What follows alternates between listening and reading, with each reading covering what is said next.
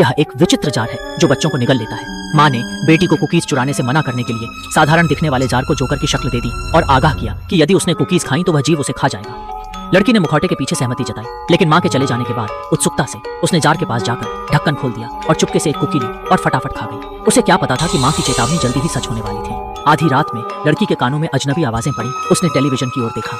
वहां जोकर का मुख साफ नजर आ रहा था और वह वही कुकी जार था।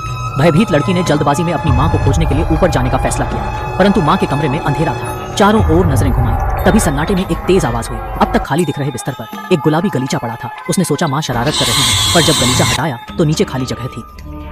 बेटी की चीख सुनकर माँ उसके पास आई। उसे जोर से गले से लगा लिया। यह बस एक सपना था। रात बहुत गहरी हो गई थी। बेटी अकेले अपने कमरे में जाग नहीं पा रही थी और उसके दिमाग में सिर्फ अजीब हाथ वाला जार था। उसने जार को चुपके से बाहर निकाला और किसी वीरान जगह पर जाकर उसे तोड़ डाला। लेकिन इसके बाद बेटी एकदम बदल गई। उसने चुपचाप बैठकर अपने घर के सारे खिलौनों को जोकर की तरह रंग दिया, यहाँ तक कि उसकी माँ की तस्वीर भी बदल दी। उस रात जब माँ और बेटी ने एक दूसरे को शुभ रात्रि कहा और कंबल ओढ़ लिया, बेटी ने सोने का नाटक किया और फिर टॉर्च जलाया। उसके कंबल के अंदर एक और व्यक्ति था।